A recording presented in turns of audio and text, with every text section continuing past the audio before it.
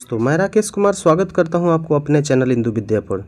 दोस्तों, एग्ज़ाम के दृष्टिकोण से बहुत ही महत्वपूर्ण क्वेश्चन मैं लेकर के आया हूं। इस सारे क्वेश्चन को आप लोग एक बार देख लीजिए, ठीक है। तो चलिए हम लोग बिना देरी किए हुए वीडियो को स्टार्ट करते हैं। बहुत ही महत्वपूर्ण क्वेश्चंस यहां पर है दोस्तों। तो अभी तक आप लोगों ने मेरे चैनल को सब्सक्राइब नहीं किया है दोस्तों, तो सब्सक्राइब कर लीजिए, ठीक है, ताकि मैं जो भी वीडियो डालूँ सबसे पहले आप तक पहुँचे। तो देखिए, पहला क्वेश्चन है कि बिहार में किसान सभा की स्थापना किसके द्वारा की गई थी। तो देखिए, आज़ादी की जो लड़ाई हो रही थी दोस्तों, जो आंदोलन हो रहा था, उसमें हमने देखा है कि पहले इसमें किसानों ने भाग नहीं लिए थे। एक क्वेश्चन पूछता है कि स्वदेशी आंदोलन जब 1905 में स्टार्ट हुआ था तो उसमें क्या किसान भाइयों ने भाग लिया था? तो नहीं। देखिए दोस्तों, ये पहले जब आज़ादी की लड़ाई हो रही थी तो ये शहरों तक ही सीमित था। शहर के लोग ही इसमें भाग लेते थे। जितने भी नेता थे वो शहरी क्षेत्र से आते थे, ग्रामीण क्षेत्र से बहुत कम नेता इसमें थे। तो किसान का इसमें भाग लेना तो स्वाभाविक है कि उसमें भाग लिए नहीं होंगे।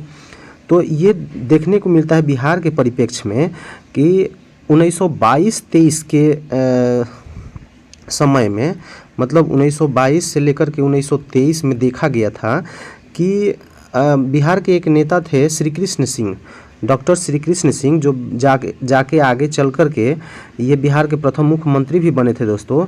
तो ये किसान नेता के रूप में जाने जाते थे यहाँ पर, ठीक है। तो ये किसान सभा का स्थापना किया था मुंगेर में 1922-23 के करीब में। तो ये क्वेश्चन पूछता है ये कहाँ पे किए थे, तो ये मुंगेर में किए थे। तो ये भी आप लोग क्वेश्चन को ध्यान रखिएगा, ठीक है।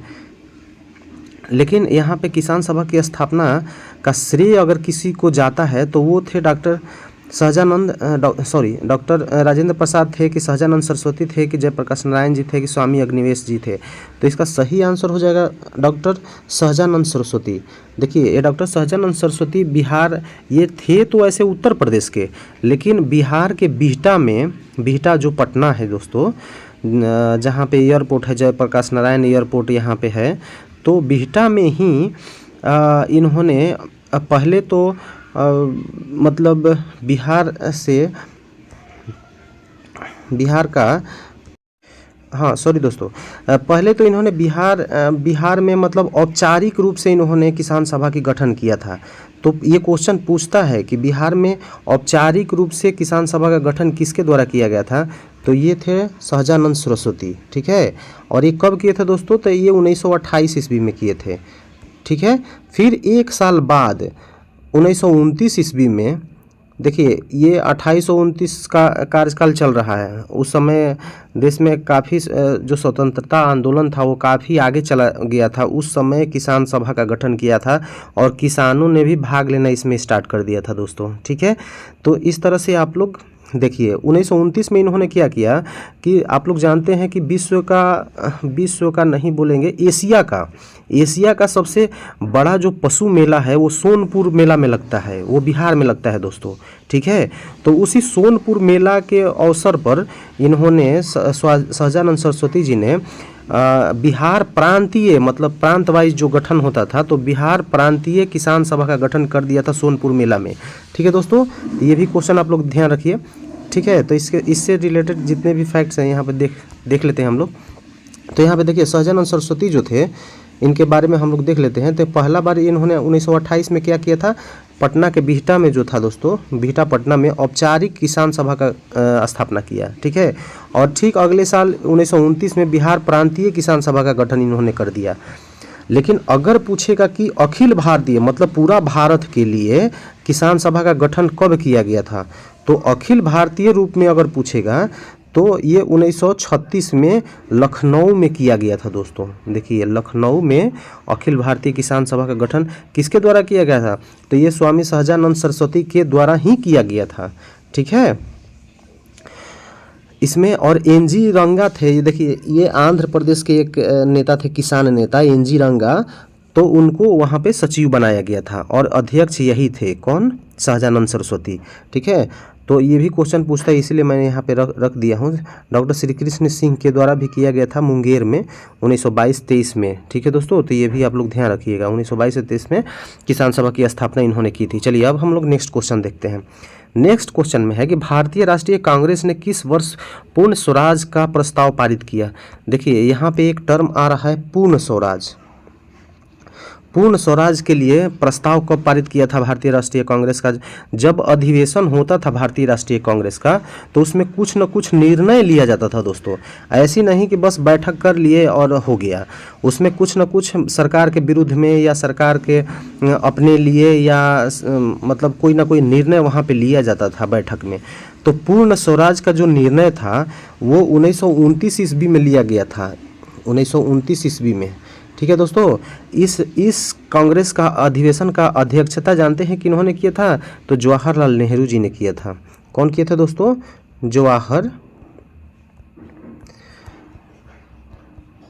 जवाहरलाल नेहरू ने। ठीक है दोस्तों, इन्होंने इसकी अध्यक्षता की थी। और ये कहाँ पे हुआ था?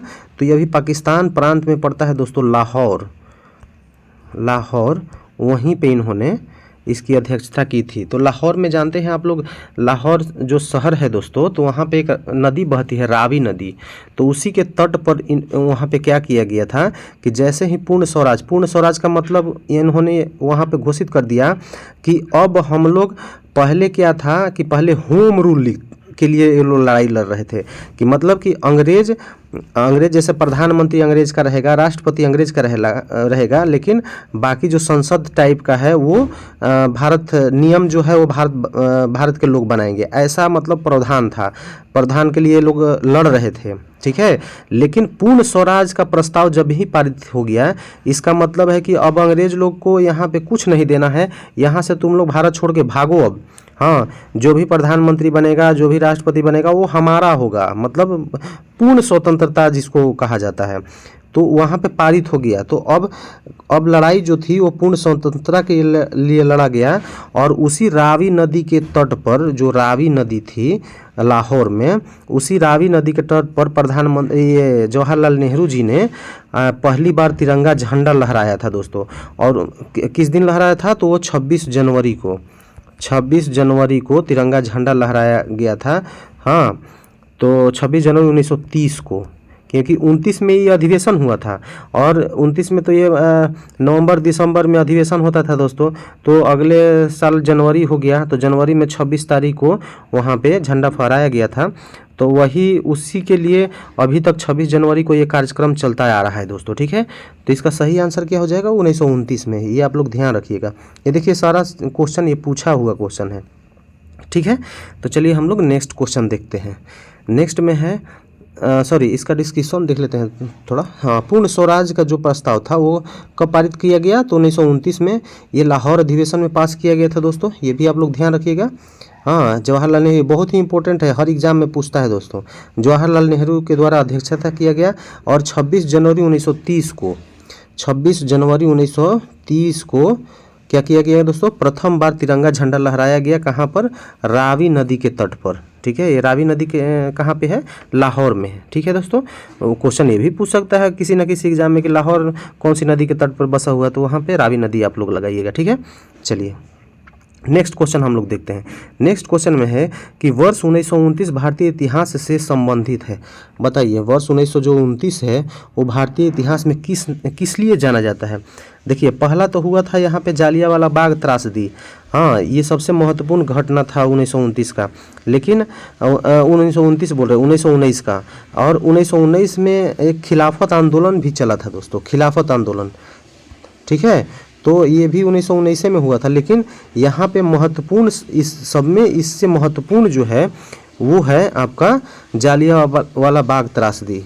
हाँ, तो ठीक है, इसको जालियांवाला बाग त्रासदी में इसको काउंट कीजिए। देखिए 38वीं बीपीएससी का क्वेश्चन है और उन्होंने भी, बीपीएससी ने भी माना है कि 1919 का जो वर्ष है वो जालियांवाला बाग के लिए जाना जाएगा, न कि खिलाफत आंदोलन और असहयोग आंदोलन के लिए। ठीक है दोस्तों, अगर देखिए यहाँ पे बंगाल विभाजन पूछ रहा है तो बंगाल विभाजन आप लोग जानते हैं कब हुआ था? तो ये तो 1905 में हुआ था। ठीक है, ये ध्यान रखिए, खिलाफत आंदोलन जो हुआ था ये तो 1919 में हुआ था, लेकिन इससे ज़्यादा महत्वपूर्ण था कौन, जालियांवाला बाग हत्याकांड। ठीक है, कोलकाता से दिल्ली राजधानी बदले जाना, ये कब बदला गया था दोस्तों, तो ये तो 1911 में हुआ था। ठीक है, और अगले साल 1912 में क्या हुआ, बिहार का फॉर्मेशन हो गया दोस्तों, बिहार एक नया स्टेट बन गया। ठीक है, बंगाल से अलग करके बिहार को अलग राज्य का दर्जा दे दिया गया। ठीक है दोस्तों, तो चलिए हम लोग नेक्स्ट क्वेश्चन को देखते हैं। हम यहाँ पे देखिए ये सब सारा चीज़ देख लीजिए, इसका स्क्रीनशॉट लेना है तो ले लीजिए। 13 अप्रैल को क्या हुआ था, जालियांवाला बाग, ये डेट पूछ देता है किस दिन हुआ था, तो 13 अप्रैल। उस दिन क्या था, बैसाखी का दिन था दोस्तों, बैसाखी का दिन था। बैसाखी एक पर्व होता है पंजाबी में। ठीक है दोस्तों, जो पंजाब हरियाणा में मनाया जाता है बैसाखी। हाँ, तो उसी दिन ये लोग क्या किए थे कि दो नेता थे हमारे, एक थे सैफुद्दीन किचलू और एक थे सतपाल, इन दोनों की गिरफ्तार कर लिया गया था। किस कानून के द्वारा, जो रॉलेट एक्ट था दोस्तों, रॉलेट एक्ट के द्वारा 1919 में जो रॉलेट एक्ट चलाया गया था, उसी के तहत इन दोनों नेताओं को, किसको, सैफुद्दीन किचलू और सतपाल को गिरफ्तार कर लिया गया दोस्तों। और उसी दिन बैसाखी का ये था, तो बैसाखी का दिन था, तो कुछ लोग इकट्ठा हुए थे, जालियांवाला बाग जो है उसी में इकट्ठा हुए थे। तो इनका विरोध वहाँ पे लोग कर रहे थे कि मतलब इनका गिरफ्तारी जो है, और रॉलेट एक्ट ये काला कानून है दोस्तों। ठीक है, ये किसी को गिरफ्तार कर लेता है, ये दोनों जो नेता हैं ये मतलब ये हैं मतलब निर्दोष हैं, इनको छोड़ देना चाहिए। यही सब वहाँ पे हो रहा था। तो उसी पे जनरल डायर, एक वहाँ का कमिश्नर था दोस्तों, जनरल ओ डायर, इसने क्या किया कि देखा कि लोग वहाँ पे पहले से धारा कुछ लगाया गया था, धारा 44 या मार्शल लॉ लगाया गया था, तो उसी के आधार पर इसने गोली चलाने का आदेश दे दिया और बहुत सारे लोग मारे गए, करीब 1000 लोग वहाँ पे मारे गए, बच्चे भी शामिल थे दोस्तों। बहुत ही निर्दयी आदमी था ये जनरल ओ डायर, इसने भारत के लोगों को ऐसा ये किया। लेकिन जाकर के इसको एक पंजाबी नेता थे, उनका नाम था उधम सिंह, ये जाकर के इसको जनरल डायर को इन्होंने गोली मारी थी लंदन में जाकर के।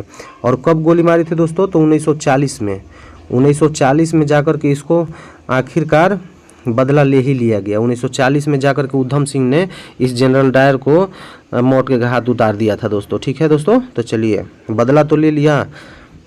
ठीक है दोस्तों, तो चलिए इसका नेक्स्ट क्वेश्चन देखते हैं हम लोग।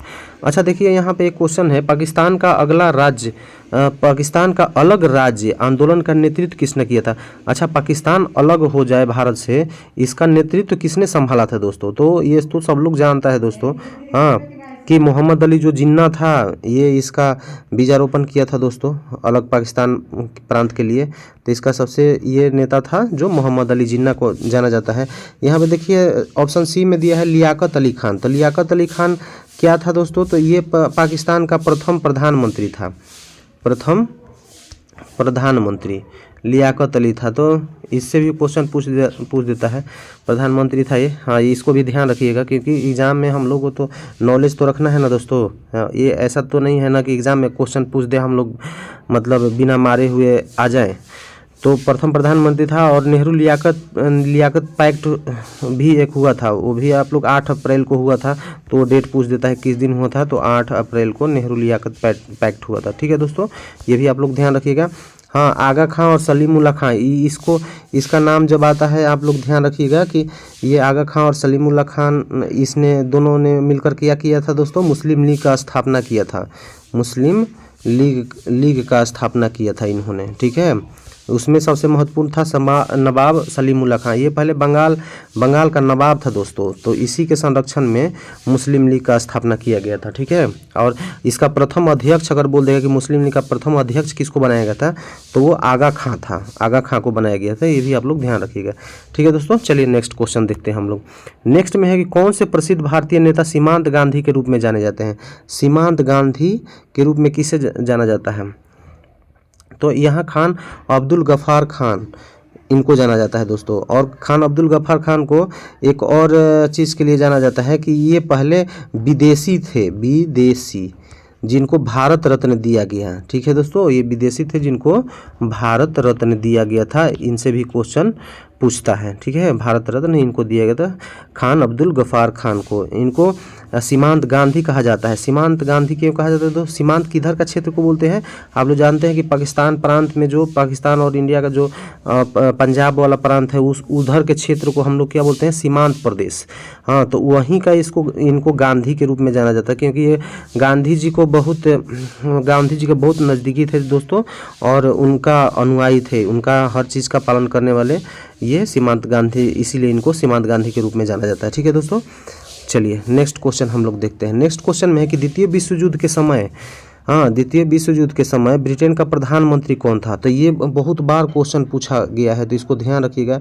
ब्रिटेन का प्रधानमंत्री पूछ देता है कब का? तो द्वितीय विश्व युद्ध के समय। द्वितीय विश्व युद्ध कब का था दोस्तों? तो 1939 से लेकर के 1945 तक 6 साल चला था, 1945 तक। और इसी क्रम में भारत में देखिए क्या क्या हो रहा था। उसी समय भारत में 1942 में क्या हो रहा था दोस्तों? भारत छोड़ो आंदोलन भी चलाया गया था। भारत छोड़ो आंदोलन भी चलाया गया था, क्वाइट इंडिया मूवमेंट जो चलाया गया था 1942 में चलाया गया था। ठीक है, तो उस समय भी अगर पूछेगा कि भारत के मतलब ब्रिटेन का प्रधानमंत्री कौन था, तो यही था विंस्टन चर्चिल। ये विंस्टन चर्चिल अगर पूछ दे कि भारत छोड़ो आंदोलन के समय कौन था, तो यही था। हाँ, द्वितीय विश्व युद्ध के समय कौन था, तो यही था। हाँ, अगर क्लीमेंट एटली के बारे में पूछेगा दोस्तों, तो क्लीमेंट एटली जब प्रधानमंत्री बना था उसी समय देश आज़ाद हुआ था दोस्तों अपना। तो 1947 में 46-47 में पूछेगा कि कौन प्रधानमंत्री था, तो ये इसको क्लीमेंट एटली बोला जाएगा। ठीक है, क्योंकि और अगर पूछ सकता है कि आज़ादी के समय कौन था, तो यही क्लीमेंट एटली ही होगा, विंस्टन चर्चिल नहीं होगा। ठीक है दोस्तों, इसको बाद में जाकर के हटा दिया गया था विंस्टन चर्चिल को, और क्लीमेंट एटली ये लेबर पार्टी का सरकार बन गया था ब्रिटेन में, तो उसी के कारण तो देश अपना आज़ाद हुआ दोस्तों। इसने ही ये चर्चिल जब तक रहता तब तक भारत आज़ाद नहीं होता दोस्तों। जैसे ही चर्चिल हटा तो क्लीमेंट एटली ने घोषणा कर दिया कि हम लोग भारत को आज़ाद करेंगे अब लोग। ठीक है दोस्तों, तो यही अगर चर्चिल बना रहता दोस्तों अपने पोस्ट पर प्रधानमंत्री, तो ये अभी भी भारत आज़ाद नहीं हुआ रहता। ठीक है दोस्तों, चलिए और हम लोग देख लेते हैं नेक्स्ट क्वेश्चन। अच्छा, यहाँ पे और कुछ पॉइंट्स देख लेते हैं हम लोग। द्वितीय विश्व युद्ध के समय ब्रिटेन का प्रधानमंत्री कौन था? तो ये तो विंस्टन चर्चिल था, ये आप लोग ध्यान रख लिए। विश्व युद्ध के समय अमेरिका का अमेरिका का भी प्रधानमंत्री को पूछता है दोस्तों, तो यहाँ पे फ्रैंकलिन डी रूजवेल्ट, इसको भी आप लोग ध्यान रखिएगा, अमेरिका का प्रधानमंत्री पूछ देता है। द्वितीय विश्व युद्ध का कार्यकाल जो पूछ देता है, तो 1939 से 1945 तक चला था उस समय। 1939 में भारत के वायसराय पूछ देता है कि उस समय भारत के वायसराय कौन था, तो लॉर्ड लिनलिथगो था, इसको ध्यान में रखना है। अच्छा, जो द्वितीय विश्व युद्ध के समय आप लोगों को मालूम है कि बहुत बड़ा एक घटना हुआ था, अमेरिका ने जापान पर परमाणु बम, पहली बार किसी पर परमाणु बम गिराया गया था दोस्तों। वो शहर कौन सा था? तो वो शहर हिरोशिमा शहर था दोस्तों, जापान का एक शहर था। अभी भी लोग वहाँ पे जो बच्चे पैदा लेते हैं दोस्तों, तो मतलब उनको कुछ ना कुछ प्रॉब्लम रहता है, मतलब उसी बम के कारण। ठीक है, वो पैरालिसिस बच्चों को ज़्यादा हो जाता है, या बच्चे जो होते हैं उसको दिमागी कमज़ोर पैदा लेते हैं। फिर भी देखिए जापान इतना अपने आप को मतलब रीस्टोर कर लिया दोस्तों। जापान इतना विकसित अभी भी देश है। हाँ, जबकि उस पर परमाणु बम से अटैक 2 बार अटैक हुआ है दोस्तों। एक 6 अगस्त 1945 को एक बम गिराया गया था हिरोशिमा पर, उस बम का नाम था लिटिल बॉय। अच्छा, इससे क्वेश्चन पूछ देता है कि जो बम था दोस्तों, तो ये बम लिटिल बॉय जो बम था, इस किस चीज़ से बनाया गया था? तो इसमें यूरेनियम का प्रयोग, यूरेनियम जो 235 आप लोग जानते हैं, तो उसका प्रयोग किया गया था। और नागासाकी का अगले 9 अगस्त को, मतलब 3 दिन बाद, मतलब 9 अगस्त को फिर एक बम गिरा दिया गया। उस बम का नाम था फैट मैन। हाँ, तो उसमें प्लूटोनियम का यूज़ किया गया था। जो नागासाकी पर गिराया गया था बम फैट मैन नाम से, तो उसमें प्लूटोनियम का यूज़ हुआ था। तो ये सारा चीज़ आप लोग ध्यान रखिएगा, क्योंकि क्वेश्चन कहाँ से पूछता है कोई ठीक नहीं है। ठीक है दोस्तों, चलिए हम लोग नेक्स्ट क्वेश्चन देखते हैं। अच्छा, यहाँ पे नेक्स्ट क्वेश्चन में है कि गोबी मरुस्थल कहाँ पर है? तो आप लोग जानते हैं ये गोबी मरुस्थल जो है वो मंगोलिया में है। कहाँ पे है दोस्तों? मंगोलिया। और मंगोलिया और चीन दोनों में ये फैला हुआ है। तो यहाँ पे देखिए ऑप्शन के हिसाब से अगर हम लोग जाएंगे तो ये चीन हो जाएगा, लेकिन कहीं भी अगर आपको मंगोलिया दिखता है ऑप्शन में, तो मंगोलिया ही लगाइए, चीन नहीं लगाइएगा, मंगोलिया। ठीक है, तो ये भी आप लोग ध्यान रखिएगा। ठीक है दोस्तों, चलिए अगर यहाँ पे देखिए पश्चिमी अफ्रीका है, हाँ, दक्षिणी ऑस्ट्रेलिया है, दक्षिणी अमेरिका है, ये सब अगर ऑप्शन में आता है, तो यहाँ पे देखिए हम लोग थोड़ा सा जान लेते हैं कि अफ्रीका में अगर पूछेगा तो देखिए विश्व का सबसे बड़ा मरुस्थल जो है वो सहारा मरुस्थल है, आप लोग जानते हैं, वो अफ्रीका महादेश में है। अगर साउथ अमेरिका में पूछेगा तो अटाकामा मरुस्थल है, वहाँ पे साउथ अमेरिका में आप लोग देखे होंगे कि एक इस तरह से पर्वत श्रृंखला है, उसको एंडीज पर्वत श्रृंखला बोलते हैं। तो इस एंडीज पर्वत श्रृंखला के बाजू में ही अटाकामा मरुस्थल है, तो ये भी आप लोग ध्यान रखिएगा, ठीक है। हाँ, अगर उत्तरी अमेरिका में पूछ गया तो वहाँ पर सोनोरान मरुस्थल है, सोनोरान मरुस्थल, ठीक है, इसको आप लोग ध्यान रखिएगा। कौन सा मरुस्थल दोस्तों? सोनोरान मरुस्थल। ये कहाँ पे है? उत्तरी अमेरिका में। ऑस्ट्रेलिया में अगर पूछ देगा कि ऑस्ट्रेलिया में कौन सा, तो ग्रेट विक्टोरिया मरुस्थल है, इंपॉर्टेंट है, बार बार पूछता है। और भारत में तो आप लोग जानते हैं कि यहाँ पे थार मरुस्थल है, ठीक है दोस्तों। चलिए हम लोग नेक्स्ट क्वेश्चन देखते हैं। नेक्स्ट में है कि चिपको आंदोलन है, चिपको आंदोलन क्या था दोस्तों? तो ये ऑप्शन में दिया है कि छुआछूत रोकने के लिए आंदोलन चलाया गया था, कि वृक्षों को बचाने के लिए आंदोलन चलाया था, दूध उत्पादन के लिए चलाया गया था, या इनमें से कोई नहीं। तो इसका सही आंसर हो जाएगा दोस्तों, ये वृक्षों को बचाने के लिए आंदोलन चलाया गया था। एक व्यक्ति थे, उनका नाम था सुंदरलाल बहुगुणा। सुंदरलाल बहुगुणा ने ये आंदोलन चलाया था अपना उत्तराखंड जिले में। 1970 के दशक में ये आंदोलन चलाया गया था दोस्तों। कब? 1970 के दशक में। अच्छा, 1970 में तो ये उत्तराखंड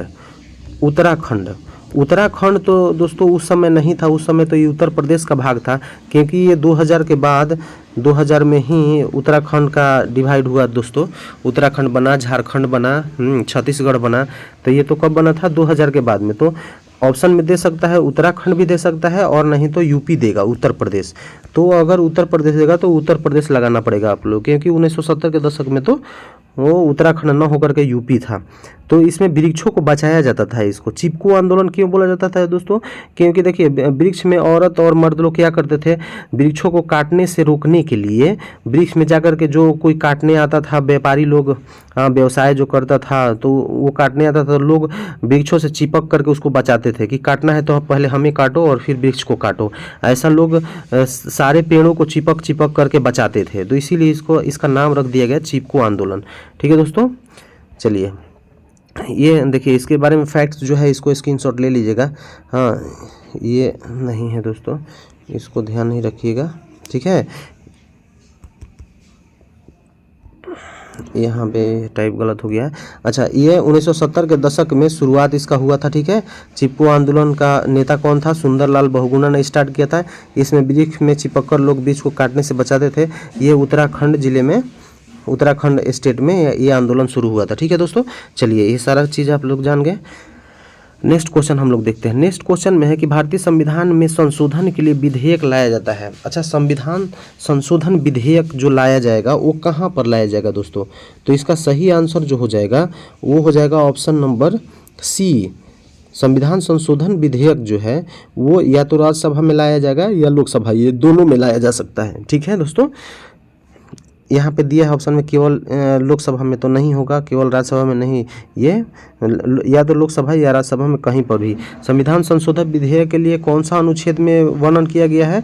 तो अनुच्छेद है 368, अनुच्छेद नंबर 368 में, कि हमारा जो संविधान है उसको हम लोग संशोधन भी कर सकते हैं, ऐसा प्रावधान किया गया है अनुच्छेद नंबर 368 में, ठीक है दोस्तों।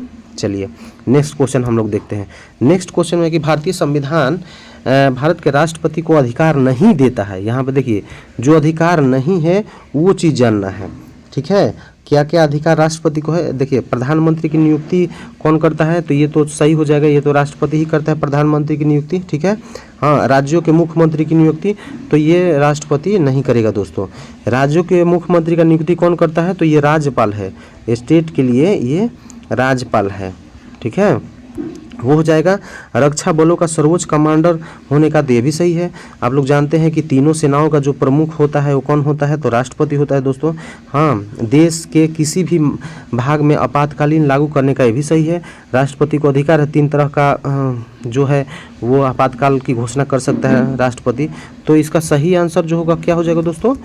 सही आंसर हो जाएगा इसका ऑप्शन नंबर बी, ठीक है। ये मुख्यमंत्री की नियुक्ति नहीं करता है, मुख्यमंत्री की नियुक्ति कौन करेगा? राज्यपाल करेगा, ठीक है दोस्तों। चलिए हम लोग नेक्स्ट देखते हैं हम। राष्ट्रपति नियुक्ति करता है, किसका किसका नियुक्ति करता है वो चीज़ हम यहाँ पे हम लोग देख लेंगे। देखिए पहला तो है प्रधानमंत्री की नियुक्ति करता है, ये सही है। राज्यों के राज्यपाल का नियुक्ति करता है, ये भी सही है। अटॉर्नी जनरल ऑफ इंडिया का नियुक्ति करता है, ये भी सही है। CAG का नियुक्ति करता है, ये भी सही है। भारत के मुख्य न्यायाधीश तथा अन्य न्यायाधीशों का भी नियुक्ति यही करता है। मुख्य चुनाव आयुक्त का नियुक्ति यही करता है। UPSC के अध्यक्ष जो चेयरमैन होता है उसका भी नियुक्ति यही राष्ट्रपति ही करता है दोस्तों। इतने सारे लोगों का, लेकिन एक क्वेश्चन पूछ देता है कि देखिए इसमें सारे लोगों का नियुक्ति तो राष्ट्रपति करता है, लेकिन ऑप्शन में दे देता है कि किसको हटाने का अधिकार राष्ट्रपति को नहीं है। तो देखिए हटाने का CAG को नियुक्ति तो कर सकता है, लेकिन CAG को हटा नहीं सकता राष्ट्रपति, तो ये हो जाएगा, ठीक है। और जो मुख्य चुनाव आयुक्त है इसको भी हटा नहीं सकता। सुप्रीम कोर्ट के जज को भी ये हटा नहीं सकता, क्योंकि इन पर महाभियोग लगाया जाता है, ठीक है दोस्तों। चलिए हम लोग नेक्स्ट वीडियो देखते हैं दोस्तों। ये वीडियो यहीं तक एंड करते हैं।